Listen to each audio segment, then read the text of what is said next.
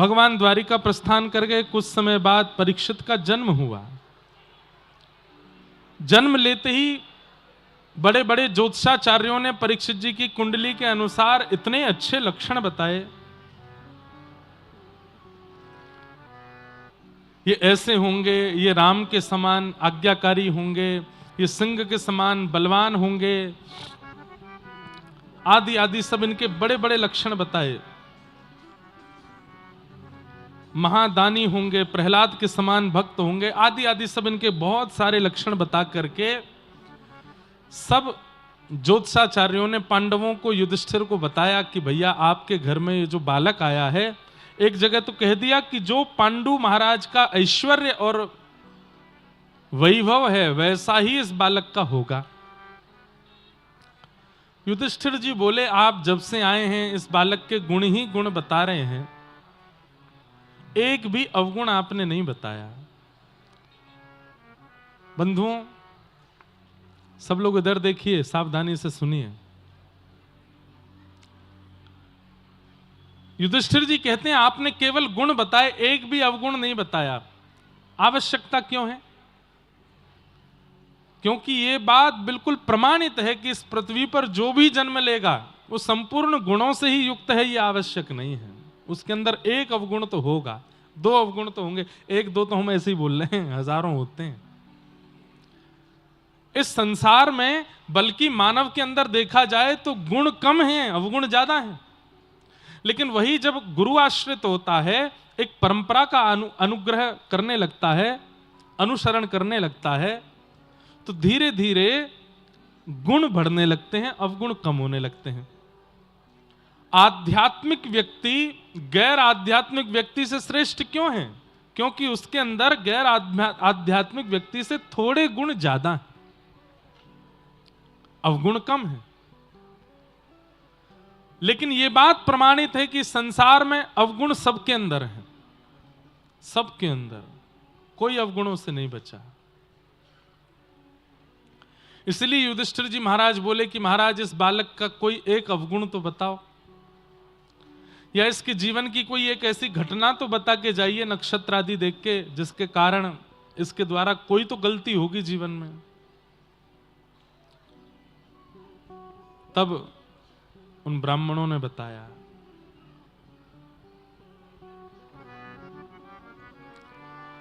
तक्षकादात्मनो मृत्युम द्विजपुत्रोपसर्जिता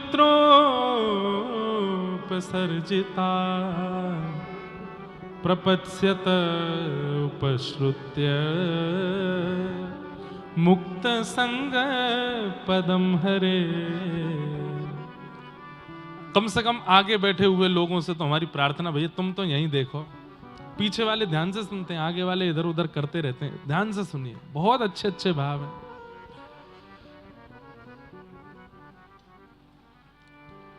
ज्योतिषाचार्यों ने क्या बताया? बोले कि महाराज हृदय पर पत्थर रख के सुनिएगा। बोले क्या? बोले आपके घर में जो ये बालक हुआ है इसके अभी तक आपने गुण सुने, परंतु एक बात हम बता दें। बोले क्या? ये नहीं बताया कि इसका अवगुण क्या है, ये बताया कि इसकी मृत्यु तक्षक सर्प के दंशन से होगी। और यह बात प्रमाणित है कि सर्प दंशन, और उसमें भी तक्षक सर्प का दंशन, यह किसी वैष्णव ब्राह्मण के अपराध से ही होता है। आपने कभी किसी ब्राह्मण वैष्णव का कोई अपराध किया तो तक्षक सर्प डसेगा। महाराज आपके इस बालक की तक्षक सर्प के दंशन से, बस इतने में ही समझ गए युधिष्ठिर, इसका मतलब ये ब्राह्मण का अपमान करेगा, इसका मतलब हमारे वंश का ये बालक वंशधर किसी वैष्णव का, विद्वान का, श्रेष्ठ का अपमान करने वाला है। बोले महाराज ये तो होगा, लेकिन आप बिल्कुल निश्चिंत रहिएगा। बोले क्यों? प्रपत्स्यत उपश्रुत्य मुक्त संग पदम हरे। तक्षक सर्प के दंशन से मृत्यु तो होगी, सर्प दंशन से मरने वाले व्यक्ति को मुक्ति नहीं मिलती। और केवल सर्प ही नहीं, किसी भी प्रकार के अन्य जीव के द्वारा हिंसा प्राप्त होने पर अगर किसी को मृत्यु होती है तो उसकी मुक्ति नहीं होती। तक्षक सर्प के दंशन से मृत्यु होगी, इसका मतलब मुक्ति नहीं मिलेगी। लेकिन तभी ब्राह्मणों ने कहा ये निश्चिंत हो जाइएगा, काटेगा इसको तक्षक सर्प ही, मरेगा ये उसी से, पर इसको मुक्ति मिलेगी। कैसे मिलेगी? बोले एक आचार्य इसके जीवन में आएंगे और वो आकर के अपनी सुंदर वाणी से प्रवचन सुना करके इसको मुक्त करके जाएंगे, इसको मुक्ति दिला के जाएंगे। कहने का अभिप्राय समझे, सर्प दंशन भी मुक्ति में बाधा बन जाता है। मुक्ति की कई बाधाएं हैं, मुक्ति होने में कई बाधा बन जाती हैं, लेकिन यदि एक आचार्य आपके ऊपर विराजमान है तो वे आचार्य हर प्रकार की बाधाओं से निकाल के मुक्ति प्रदान करा ही देंगे। मुक्ति मतलब ठाकुर जी की प्राप्ति करा ही देंगे। इसके जीवन में एक ऐसे आचार्य आएंगे जिनकी कृपा से इसको मुक्ति मिलेगी, इसलिए आप निश्चिंत रहो। ब्राह्मणों ने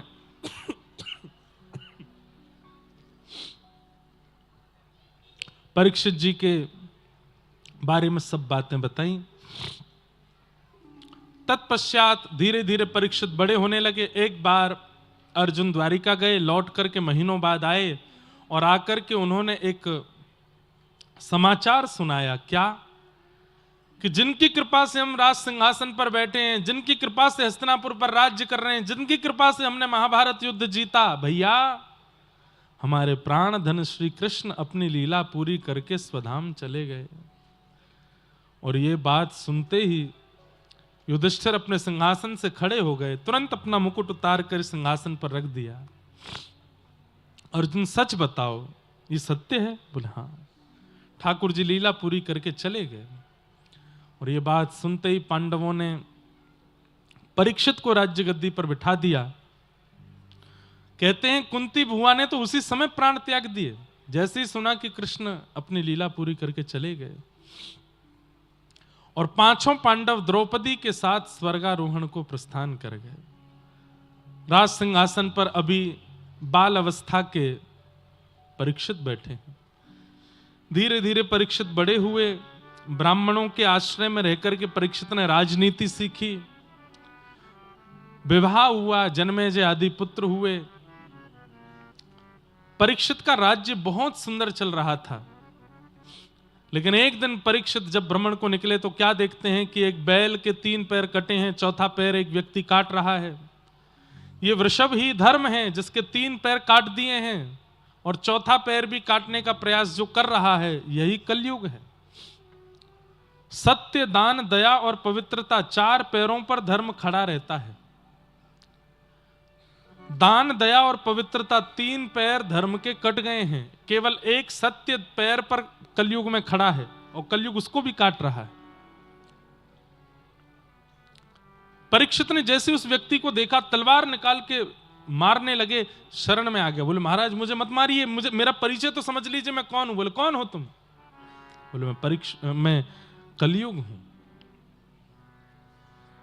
परीक्षित बोले तुम कैसे आ गए? बोले मैं आज नहीं आया था, जिस दिन श्री कृष्ण धराधाम से अपनी लीला पूरी करके गए उसी दिन आ गया था मैं। उस दिन द्वापर विराम हो गया, मेरा प्रारंभ हो गया।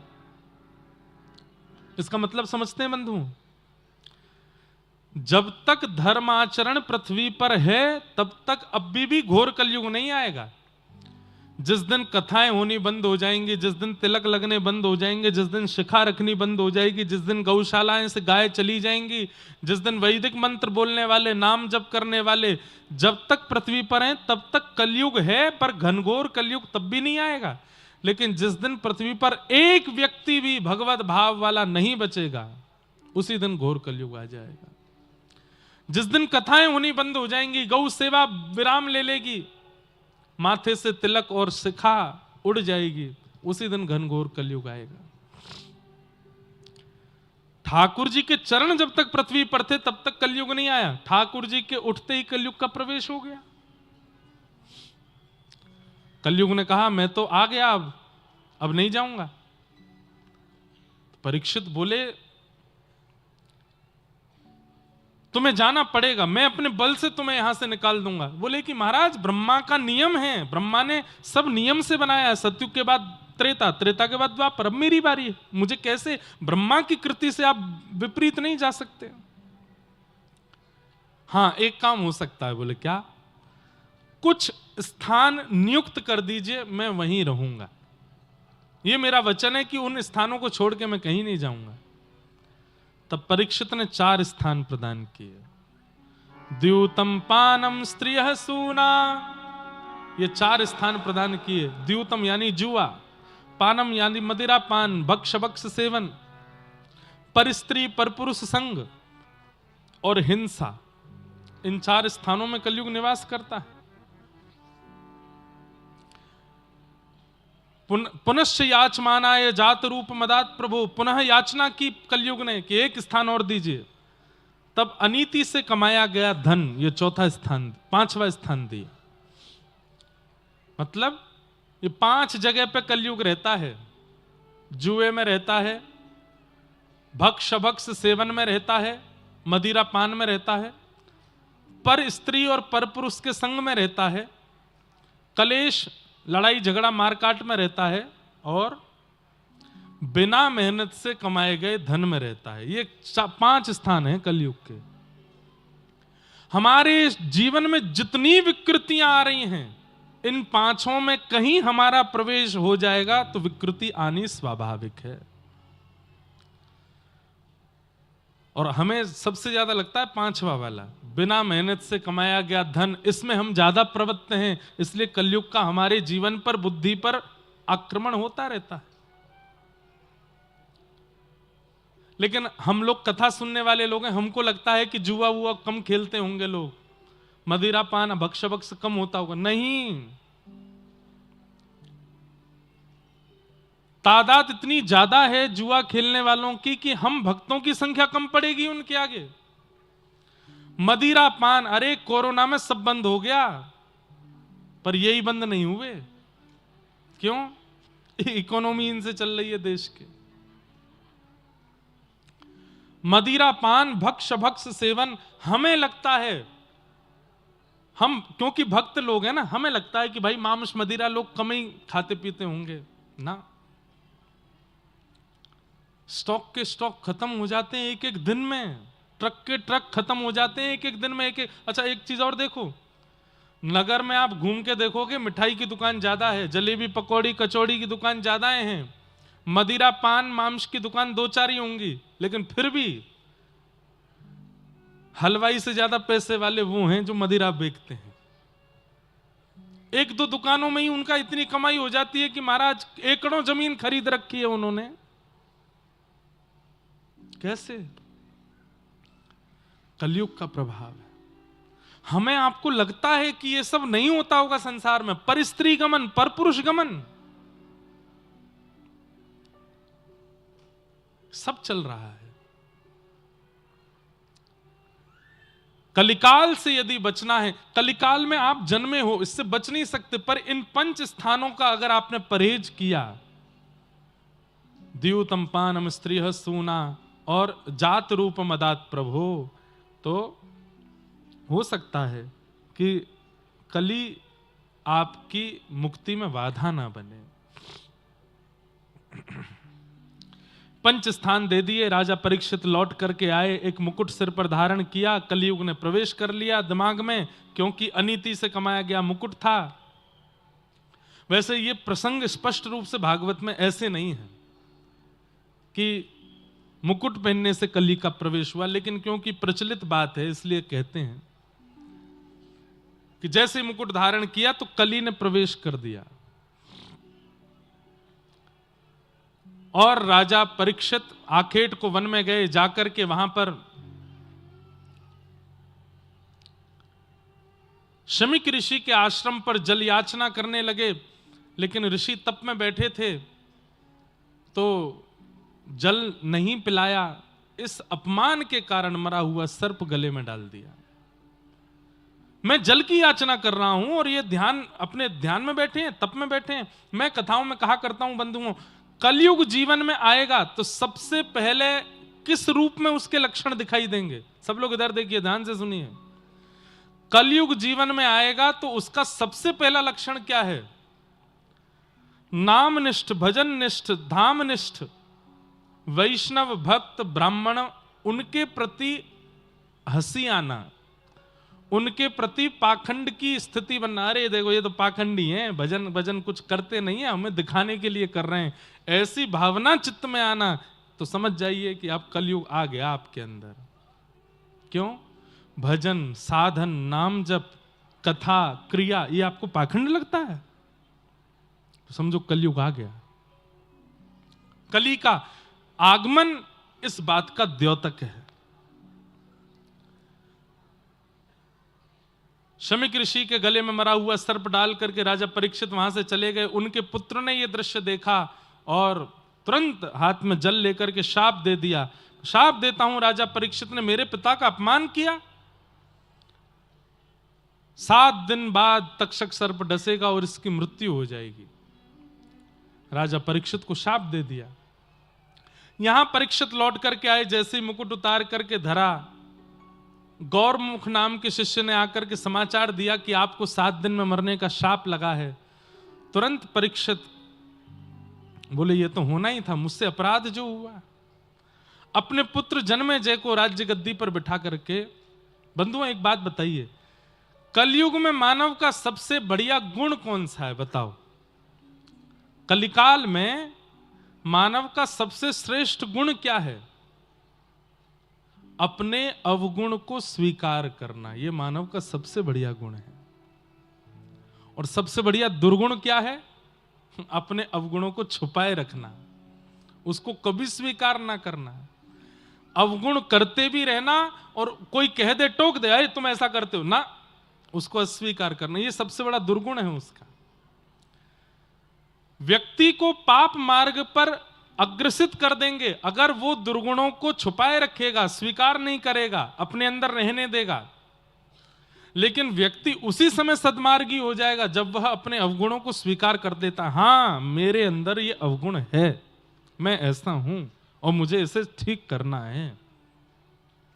भाई रोग, अब शरीर को कोई रोग लग गया, खांसी हो गई किसी को, अब 10 दिन 15 दिन 1 महीना 2 6 महीने से खांसी चल रही है, घर का कोई व्यक्ति कहे भाई तू बहुत खांसता है, इलाज करा, नहीं नहीं ये तो ऐसे ठसका आ रहा है नहीं, अरे नहीं ऐसा कुछ नहीं है नहीं। साल 1.5 साल बाद जब चेकअप कराया जाता है तो पता चलता है कि गंभीर रोग है भीतर। उसी समय स्वीकार कर लिया होता तो इसका इलाज भी हो जाता और मृत्यु को प्राप्त भी नहीं होता। ठीक वैसे ही हम सबके अंदर अवगुण होते हैं, काम का, क्रोध का, लोभ का, ईर्ष्या का, अवनिवेश का, लेकिन अगर हमें कोई टोक देता है तो हम उसको स्वीकार नहीं करते। हमसे कोई कहते भैया तुम थोड़े लालची लगते हो, हम तू होगा लालची, तेरे पिताजी होंगे लालची, तेरी माताजी होंगी लालची, मुझसे क्यों कहता है? नहीं स्वीकार किया। हाँ कोई जानबूझ के कहे तो मत स्वीकार करो, पर आपको तो पता है ना कि आपके अवगुण क्या है। अवगुण का स्वीकारीकरण मानव का सबसे बड़ा गुण है, वही उसको सुधारता है। फिर वो स्वीकार कर ले कि हाँ मुझ में ये अवगुण है और मुझे ये ठीक करना है, उसी दिन से वो ठीक होना शुरू हो जाता है।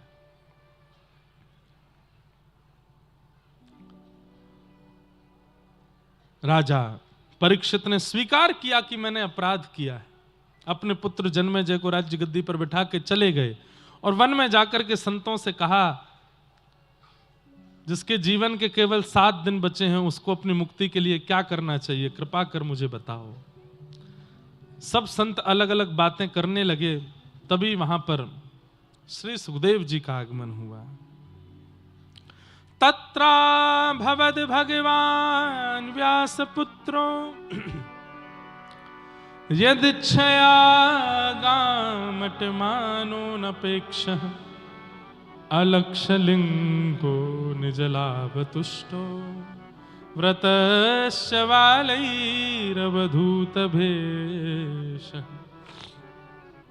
बोलो सुखदेव जी महाराज की जय। सुखदेव जी आए, आते ही व्यास मंच पर विराजमान हो गए। राजा परीक्षित ने चरणों में प्रणाम करते हुए कहा, महाराज अतः पृच्छामि संसद्धिम योगिनाम परमं गुरुम पुरुषस्य यत् कार्यम म्रियमाणस्य सर्वथा।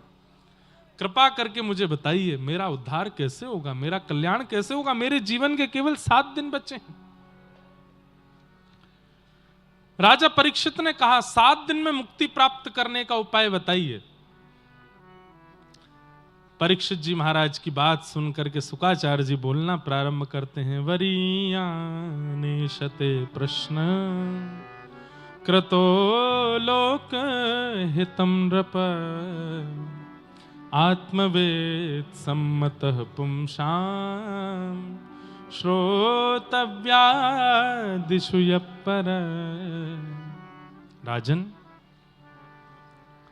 बहुत ध्यान से सुनिएगा। मुक्ति प्राप्त करने वाला व्यक्ति पुनः मुक्ति की याचना कर रहा है, यह सुनकर के मुझे आश्चर्य हो रहा है। कैसे? मैंने मुक्ति कब प्राप्त की? बोले भाई, तुम पहले ऐसे बालक हो जिसने जन्म बाद में लिया है, ठाकुर जी का गर्भ में ही दर्शन कर लिया था। जब तुम्हारी मां के गर्भ को नष्ट करने के लिए अश्वत्थामा ने ब्रह्मास्त्र छोड़ा तो भगवान तुम्हारी मां के गर्भ में तुमको रक्षा करने के लिए आए थे। तुम जानते हो इस बात को? बोले जी, ठाकुर जी ने अपनी चक्रा नाम की गदा घुमाई थी। मेरे को स्मरण में नहीं है, मैंने देखा नहीं, पर मैंने सुना है कि ठाकुर जी ने रक्षा की। तो सोचो, जिसने जन्म से पहले ही भगवान का गर्भ में दर्शन कर लिया हो, उसको मुक्ति की आवश्यकता क्या है?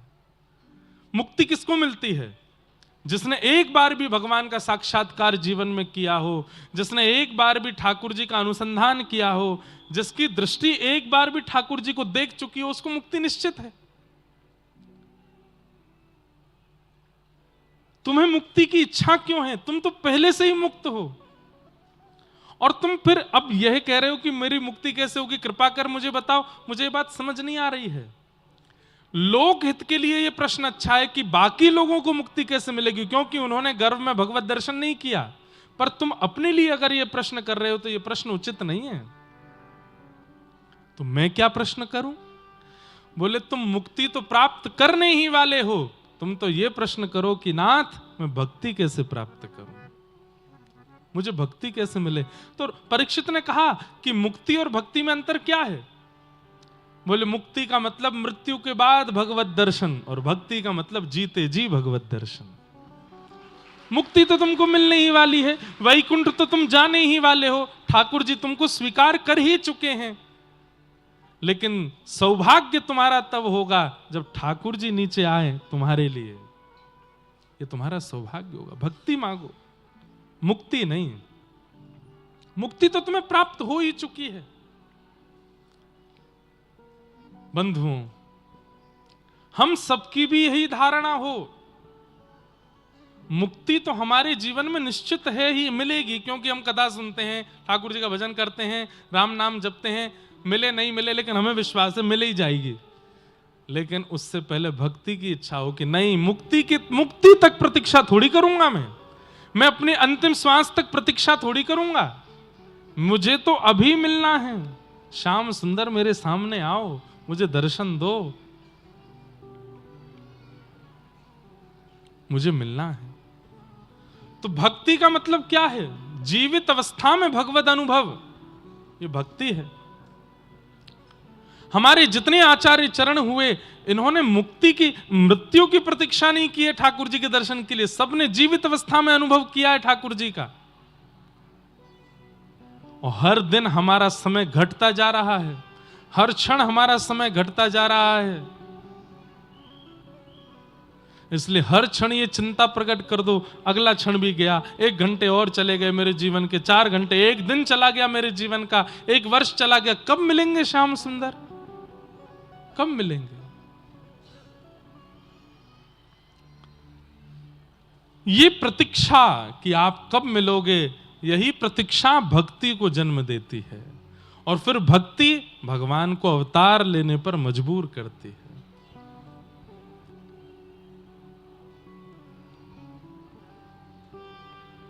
राधिका किशोरी संग रमण तुम्हारा, मुझको दिखा दो कभी ऐसा नजारा। राधिका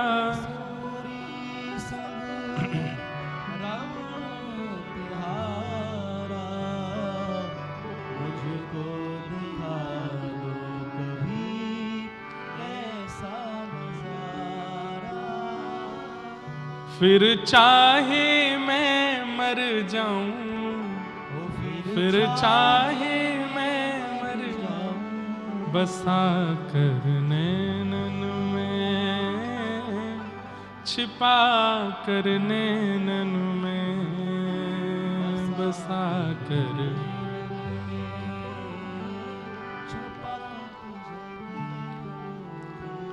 हमारा केवल यही भाव है नाथ, मुक्ति दीजिएगा नहीं दीजिएगा आपकी इच्छा पर निर्भर करता है, पर जब तक हम जीवित हैं, हमारी जीवित अवस्था में हमारे कर्म स्वभाव इतने पवित्र शुद्ध हो जाएं कि उसके प्रभाव से आपका एक बार तो साक्षात्कार हमको हो जाए, एक बार तो आपका दर्शन हमको हो जाए, एक बार तो हम आपका अनुभव कर लें नाथ। मुक्ति की नहीं भक्ति की कामना करो। तुरंत परीक्षित जी ने चरणों में प्रणाम करते हुए कहा, नाथ अब मुझे मुक्ति की इच्छा नहीं है, कृपा करके अब बताइए कि मुझे भक्ति कैसे प्राप्त हो, और मेरे जीवन के 7 दिन बचे हैं, वो 7वां दिन आवे उससे पहले पहले मुझे भगवत अनुभव कैसे होगा, कृपा कर अब ये मुझे बताओ। तब परीक्षित जी बोले, तब सुखदेव जी बोले, अब तुमने सही प्रश्न किया, अब मैं तुम्हें कथा सुनाता हूं। और यहां से श्री सुखदेव जी महाराज सुनाना प्रारंभ करते हैं। सृष्टि का प्रसंग सुनाया।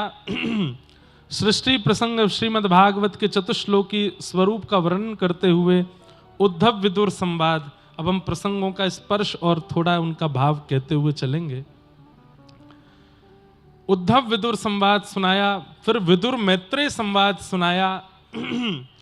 विदुर जी महाराज मैत्रेय मुनि से जाकर के प्रश्न करते हैं, महाराज सुखाय कर्माणि करोति लोको नते सुखं वान्यदुपारमं वा विन्देत भूयस्तद एव दुःखं यदत्र युक्तं भगवान वदेन्नः। बहुत सुंदर प्रश्न है, अगर आप लोग ध्यान से सुनो तो। इस संसार में हर व्यक्ति सुख के लिए भाग रहा है, हर व्यक्ति सुख के लिए कर्म कर रहा है। चाहे वो 200 रुपए की मजदूरी करने वाला व्यक्ति हो, चाहे 200 करोड़ का टर्नओवर करने वाला व्यक्ति हो, हर व्यक्ति की चाह यदि पूछी जाए तो एक ही है, बोले क्या, सुख मिले। चाहे 2 कमरों के फ्लैट में रहने वाला व्यक्ति हो, चाहे 200 कमरों के महल में रहने वाला व्यक्ति हो, दोनों की इच्छा एक ही है, क्या, सुख मिले। रूखी रोटी खाने वाला व्यक्ति हो या 56 भोग खाने वाला व्यक्ति हो, सबकी इच्छा एक ही है, सुख मिले। लेकिन ना तो 2 रोटी सूखी खाने वाले को सुख मिल रहा है, ना 56 भोग खाने वाले को मिल रहा है, ना 2 कमरे के फ्लैट में रहने वाले को सुख मिल रहा है, ना 200 कमरे के महल में रहने वाले को सुख मिल रहा है। तो फिर व्यक्ति कर्म कर ही क्यों रहा है जब सुख ही नहीं मिलता? तो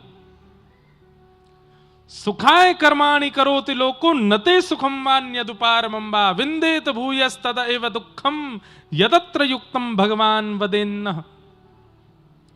मैत्रेय मुनि से प्रश्न कर रहे हैं विदुर जी महाराज।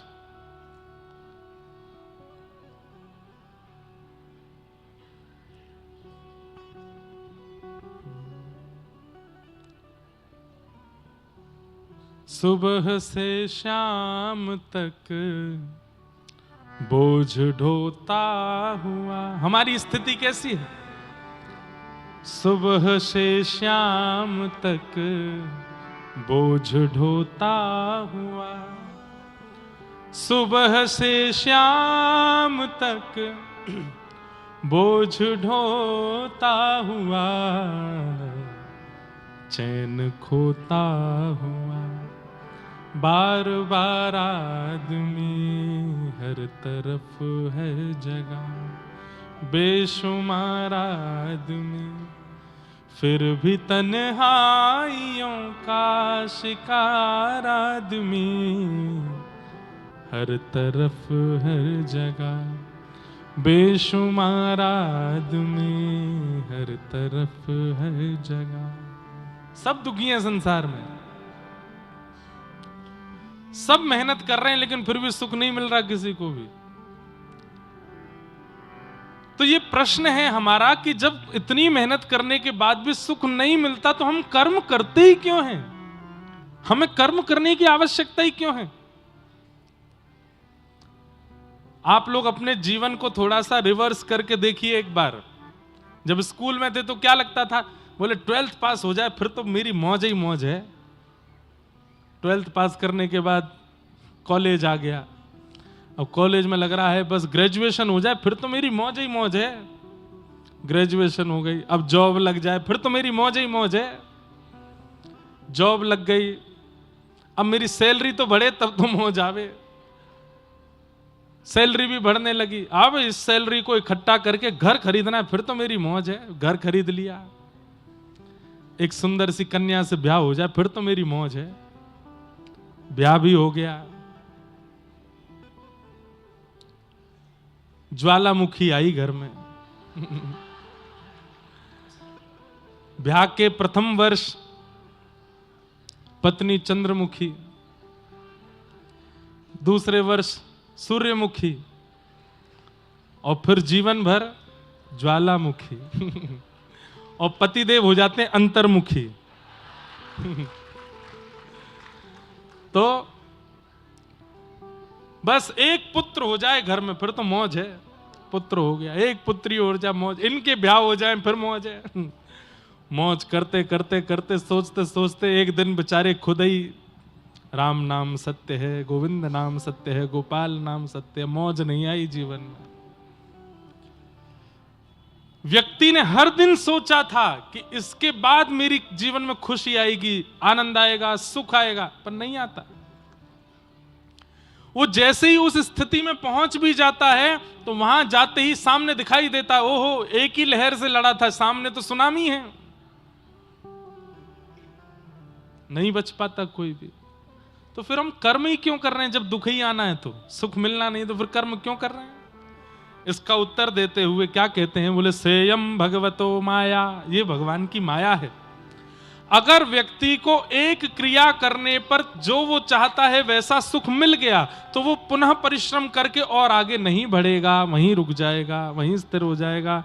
और वहीं स्थिर हो जाएगा तो संसार कैसे चलेगा? इसलिए ठाकुर जी क्या करते हैं, जैसे अभी गर्मियां शुरू हो जाएंगी कुछ दिनों में, तो फिर लू चलेगी, गर्म लू, लपटें उड़ेंगी। और महाराज वो इतनी गर्म लगती हैं, इतनी पीड़ा देती हैं, लेकिन उस लू भरी हवा में कभी कभी घने बादल आ जाते हैं तो एक ठंडी हवा आती है। और वो भयंकर गर्म हवा में जब ठंडी हवा स्पर्श करती है, आहा कितना अच्छा लग रहा है। लेकिन वो कितनी देर के लिए आती है? थोड़ी देर के लिए। ऐसे ही हमारा जीवन है, जीवन में लू ही चलनी है, लू की ही ब्यार आनी है। बीच बीच में ठाकुर जी ठंडी हवा की थोड़ी सी एक झोंका देकर के हम लोगों को आश्वासन दे देते हैं, बोले नहीं नहीं सुख भी है, करो तो सही, मेहनत आएगा, लेकिन आता नहीं है, आता ही नहीं है। इसका उत्तर वैसे है क्या? सुख आएगा कैसे? एक बात बहुत ध्यान से सुनो सब लोग, यहां देखो, सुख आएगा कैसे? हम लोग क्या सोचते हैं कि बहुत सामग्री इकट्ठा करने से, बहुत कुछ जीवन में लेने से, बहुत उपलब्धियां प्राप्त करने से, बहुत संपर्क बना लेने से शायद जीवन में सुख आता है। नहीं, जितने अकेले हो उतने खुश हो, उतने प्रसन्न हो। मतलब त्यागात शांति अनंतरम।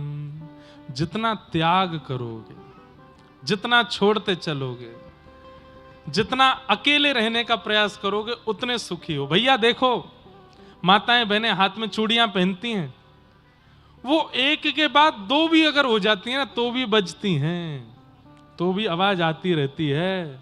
और वहां इतनी सारी पहन ले तो बजती ही रहेंगी। हम लोग ऐसे ही हैं।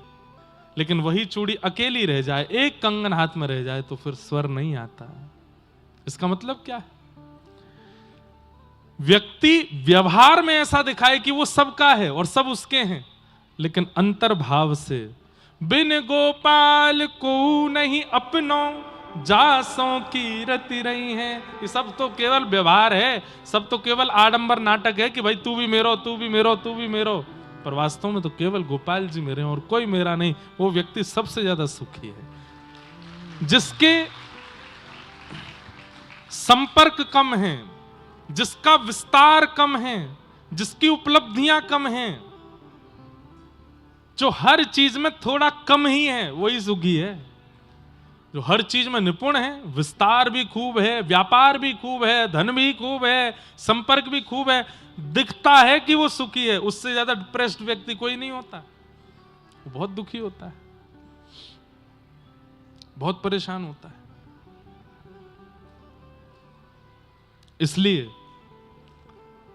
बंगाली भाषा में कहते हैं, जोरी तोरो दक्ष ने क्यों माया से तोबे एकला चलो रे, अकेले चलो, अकेले रहो, मन से अकेले ही रहो। सबको दिखाओ कि हाँ तुम उनके हो, लेकिन किसी को स्वीकार मत करो, तो सबसे ज्यादा सुखी हो। त्यागात शांति अनंतरम, जितना कम सामान रहेगा उतना सफर आसान रहेगा। जीवन के सफर में जितना हो सके अकेले रहो। आगे विदुर मैत्रेय संवाद चलता रहा। तत्पश्चात सृष्टि प्रसंग और उसमें स्वयंभू मनु शत्रुपा के 3 पुत्री और 2 पुत्र, प्रियव्रत उत्तानपाद, आकुति देवहूति प्रसूति। देवहूति माता का विवाह कर्दम ऋषि के साथ में हुआ। इन्हीं के घर 9 पुत्री और 10वें संतान के रूप में भगवान कपिल प्रकट हुए। बोलो कपिल भगवान की जय। कपिल भगवान ने सांख्य शास्त्र का निरूपण करते हुए ज्ञानोपदेश दिया मैया को और मैया के अनेक प्रश्नों के उत्तर देते हुए कपिल भगवान ने मधुरतम सांख्य शास्त्र सुनाया। तत्पश्चात भगवान के बाल भक्त श्री ध्रुव जी की कथा आती है। एक छोटे से भक्त हैं ठाकुर जी के, जिनका नाम है ध्रुव। अपने पिता की गोद में बैठने की इच्छा हुई,